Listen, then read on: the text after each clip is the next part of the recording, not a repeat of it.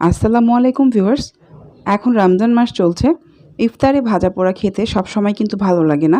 মাঝে মাঝে একটু ডিফারেন্ট কিছু টেস্ট নিতে ইচ্ছা করে।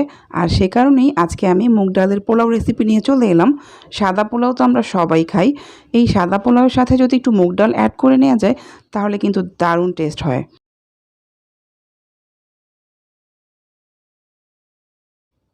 1 কাপ মুগ ডাল প্রথমে আমি একটা শুকনো প্যানে তেল ছাড়া টেলে নিব। এটা খুব সাবধানে মিডিয়াম লো ফ্লেমে টেলে নিতে হবে যাতে পুড়ে না যায়। যখন এরকম কিছুটা কালার চেঞ্জ হয়ে যাবে আর সুন্দর ঘ্রাণ বের হবে তখনই বুঝে যাব যে আমাদের ডালগুলো টালা হয়ে গেছে। আমি এখানে 2.5 কাপ কালিজিরা পোলাও চাল নিয়েছি। এবার এগুলো একসাথে মিশিয়ে পানিতে কচলে খুব ভালো করে ধুয়ে নেব। তারপর পানি ঝরিয়ে 10 মিনিটের মতো এরকমভাবে রেখে দিব একটা পাত্রে। এবার আমরা বাকি উপকরণগুলো দেখে নিচ্ছি। এখানে আছে 4-5টি আস্ত কাঁচামরিচ, 2টি তেজপাতা, আধা কাপ পেঁয়াজ কুচি, 3-4টি করে এলাচ, দারচিনি, গোলমরিচ আর অল্প একটুখানি জয়ত্রী, আস্ত জয়ত্রী। আমার কাছে পোলাওতে গোলমরিচ আর আস্ত জয়ত্রীর ঘ্রাণটা খুবই ভালো লাগে, এ কারণে আমি এটা ইউজ করি। 1/2 কাপ সয়াবিন তেলের মধ্যে 1/2 কাপ পেঁয়াজ কুচি দিয়ে বাকি শুকনো উপকরণগুলো দিয়ে আমি খুব ভালো করে নেড়েচেড়ে নিচ্ছি।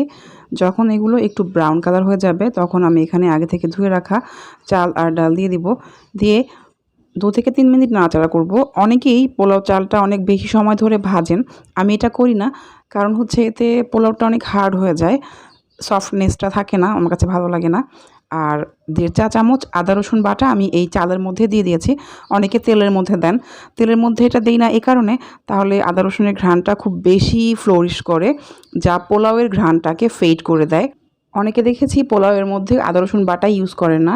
আমার কাছে মনে হয় যে আদা রসুন বাটা না দিলে পোলাওর মধ্যে একটা পায়েস পায়েস ঘ্রাণ আসে, মানে অতিরিক্ত ঘ্রাণ আসে, সেটাও ভালো লাগে না। এবার এখানে আমি আস্ত কাঁচামরিচ আর পরিমাণ মতো লবণ দিয়ে দিচ্ছি, নেড়েচেড়ে দিচ্ছি। আর এই মুগ ডালের পোলাও রেসিপিটা কিন্তু আমার মায়ের কাছ থেকে শেখা। খুব ছোটোবেলা থেকেই দেখে এসেছি আমার মা এটা রান্না করতেন, আর এটা আমার অসম্ভব পছন্দের একটি খাবার। এবার এখানে আমি গরম পানি দিয়ে দিচ্ছি। যতটুকু চাল ডাল তার দ্বিগুণ পরিমাণ গরম পানি দিয়ে দেওয়া হয়েছে এখানে। এবার ভালো করে নেড়েচেড়ে দিচ্ছি। তারপর এটা ঢেকে দিব। চুলা থাকবে প্রথমে হাই ফ্লেমে। তারপর যখন বলক উঠে চালটা আধা সিদ্ধ হয়ে পানিটা অর্ধেকটা শুকিয়ে যাবে তখন চুলাটা মিডিয়াম ফ্লেমে দিয়ে দিতে হবে। একটু ঢাকনা তুলে নাড়াচাড়া করে দিব, তারপর আবার ঢেকে দিব। তারপর ঢাকনা তুলে আবারও একটু নাড়াচাড়া করে একদম ভালো করে চেপে দিব এবং এই পর্যায়ে চুলা থাকবে একদম লো ফ্লেমে। যদি আপনাদের প্যানটা হেভি বটম প্যান হয় তাহলে তো এভাবে ডিম করে রেখে দিলেই হবে। হেভি বটম প্যান না হলে এরকম ডিম করে রেখে কিন্তু নিচে একটা তাওয়া বসিয়ে দিতে হবে।